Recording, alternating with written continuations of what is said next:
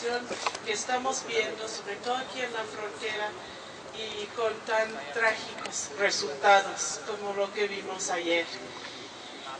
Primero, la iniciativa Mérida es un plan para militarizar a México y sobre todo a sus fronteras. Ok, aquí más cerca, ¿verdad? ¿Se escucha mejor? Sí. Bueno.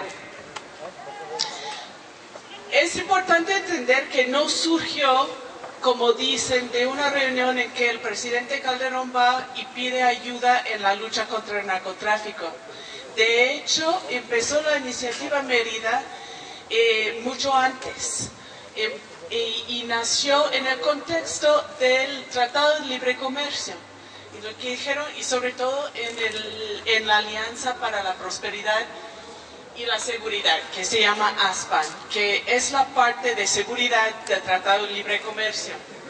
Eso fue una propuesta del entonces presidente George Bush para que México asumiera las prioridades de seguridad nacional de los Estados Unidos. Y los objetivos para Washington, y se dice abiertamente que es una propuesta de Washington y no de México, y va mucho más allá de la guerra contra el narcotráfico, porque incluye supuestamente la guerra contra el terrorismo, este paradigma terrible de Bush que tiene los golpes unilaterales y preventivos y toda una nueva justificación para intervenciones en todo el planeta bajo el pretexto de la seguridad nacional de los Estados Unidos. Y tenía en este caso dos objetivos principales. El primero es proteger los intereses económicos regionales y asegurar el acceso a los recursos naturales estratégicos en esta región para Washington.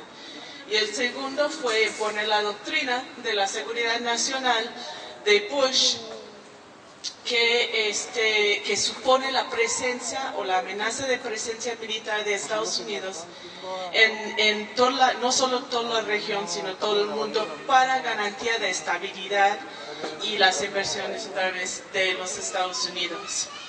En este marco es el 22 de octubre del año 2007 en que el presidente, entonces George W. Bush, presenta la iniciativa Mérida como una estrategia, un plan de 3 años de ayuda supuestamente a México. Hasta ahora han sido asignados como unos casi $1.500.000 y están pensando ya en otra asignación para el presupuesto de 2011. A pesar de que el plan empezó diseñado por Bush para 3 años, ahora lo que estamos viendo es que el gobierno de Obama lo ha extendido sin límite. Ya no es un plan de 3 años, ya es limitado y que lo está apoyando cada vez más.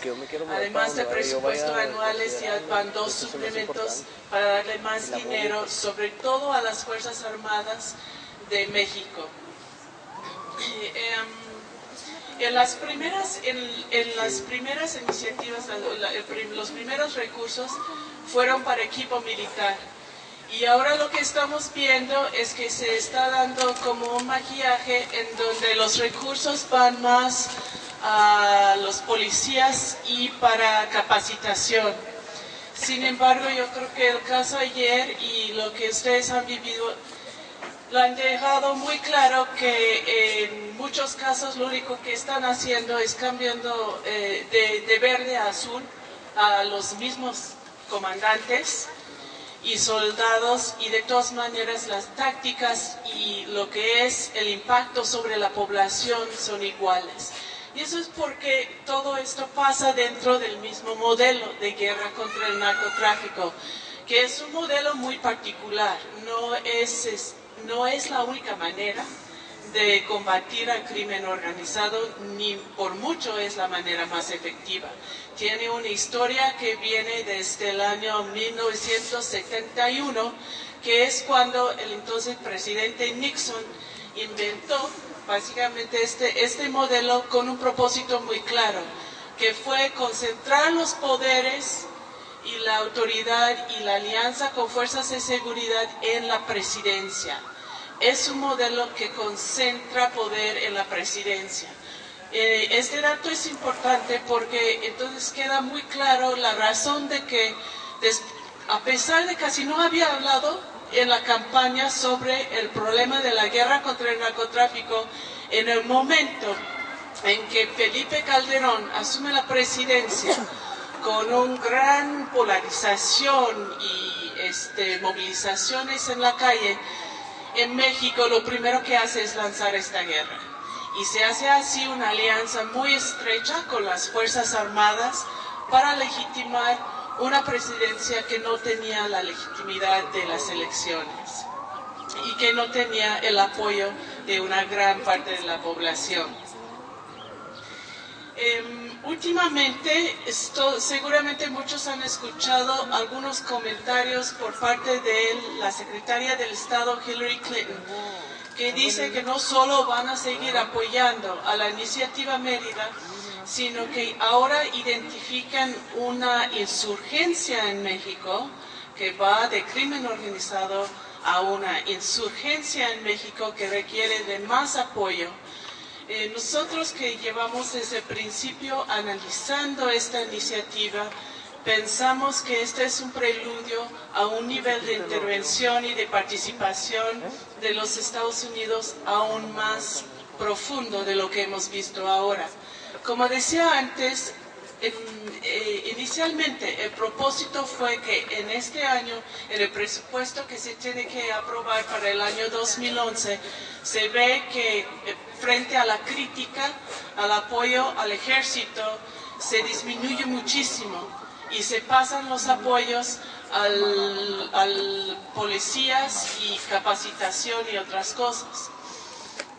Esto nosotros no vemos como ninguna mejoría, en primer lugar porque es dentro del mismo modelo de militarización, como ya mencionamos, pero ahora por otro lado es muy posible que si estamos viendo ese tipo de discurso, se va a empezar a aumentar otra vez el apoyo militar. Específicamente, hay una alianza muy estrecha entre el Departamento del Estado y el Departamento de Defensa en los Estados Unidos. Entonces, si hay una historia que dice que es un modelo en donde que se llama modelo de interdicción y aplicación de la ley, que quiere decir que tienes un problema de tráfico de drogas transnacional y escoge este modelo el punto de intervención en el abasto, o sea que en los países productores o de tránsito, como es México y como ya se aplicó en Colombia, en lugar de disminuir la demanda, y se escoge un modelo de intervención que es militarizado y muy violento. Si ya sabemos que nunca en la historia ha funcionado para lo que dice que tiene que hacer, la pregunta es por qué se sigue aplicando y intensificando el modelo. Y ya se ha dicho varias veces aquí. Primero porque realmente sus objetivos son otros. Existe el objetivo de control social y de control territorial en este modelo, tanto por el gobierno de los Estados Unidos como en el caso de Colombia, en el caso de México, por los gobiernos nacionales.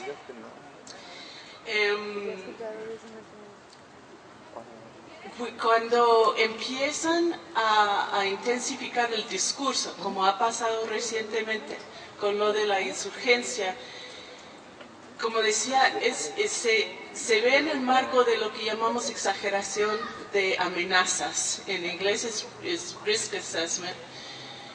Empiezan a hacer una exageración cuando inventaron la amenaza de las armas masivas de destrucción en Irak. A base de esto se justifica un nivel de militarización mucho más amplia y más profunda. Por eso allí yo creo que estamos con este cambio de discurso viendo un momento crítico en donde existe una posibilidad real de que el modelo de militarización se vaya a profundizar. El otro motor a este modelo es económico y es la industria de defensa en los Estados Unidos. Me acuerdo que una vez de repente llegó un recurso a la guerra contra la droga en México que nosotros que estamos viendo el asunto no esperábamos. Digo, ¿y esto por qué de repente? Y tenía que ver con una empresa de helicópteros que empezó, que no ganó el primer contrato, entonces empezó a presionar al Congreso y al Departamento de Estado, pues nosotros también queremos que nos compren nuestros helicópteros, y de repente hay más dinero para la guerra contra la droga. Hay unos intereses económicos muy fuertes allá que están viendo a México como una nueva frontera para la guerra en general, un nuevo mercado también, y entre ellos no son solo los que producen o fabriquen equipo militar, sino también todas las firmas, las organizaciones, las empresas de seguridad en general, o sea que estoy hablando de los Blackwater y lo demás.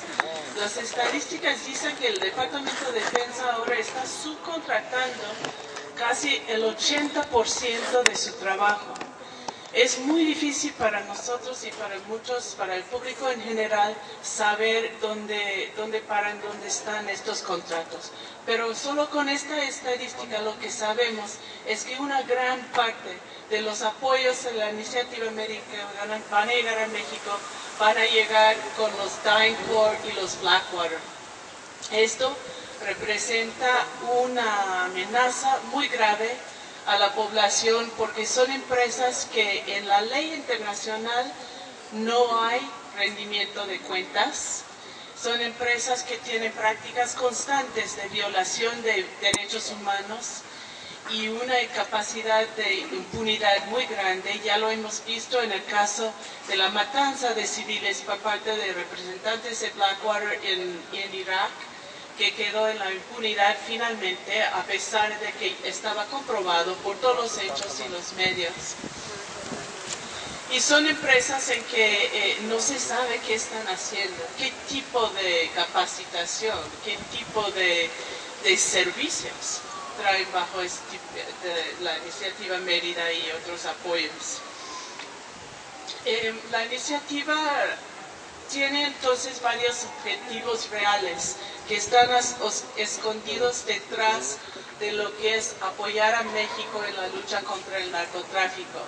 Uno es esto, la extensión de la hegemonía de los Estados Unidos, y donde ellos hablan abiertamente de empujar sus fronteras hasta incluir a México, en donde en México se establece una región de seguridad nacional, pero una región que corresponde a las prioridades de seguridad nacional de los Estados Unidos. Y lo que es muy claro es que no son iguales. México no tiene una guerra contra el terrorismo internacional, ni una amenaza de terrorismo nacional. Sin embargo, está frente a una serie de leyes que son de estilo patriota en Estados Unidos, que cortan, que reducen las libertades civiles y los derechos de los ciudadanos bajo este pretexto que para México no existe. México tiene una historia de neutralidad en las guerras de otros países que no les afecta.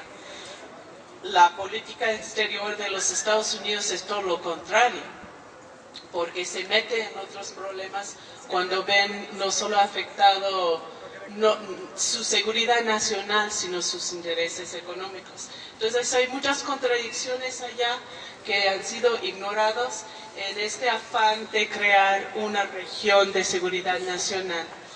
Otro es que el mito de que esto es un plan de seguridad de cooperación binacional. Realmente este no es el caso, porque en lugar de los Estados Unidos diciendo que ahora nosotros vamos a tomar responsabilidad por la parte del problema transnacional que existe dentro de nuestras fronteras, es decir, responsabilidad por el consumo, por la adicción, responsabilidad por la distribución de sustancias ilícitas, la corrupción.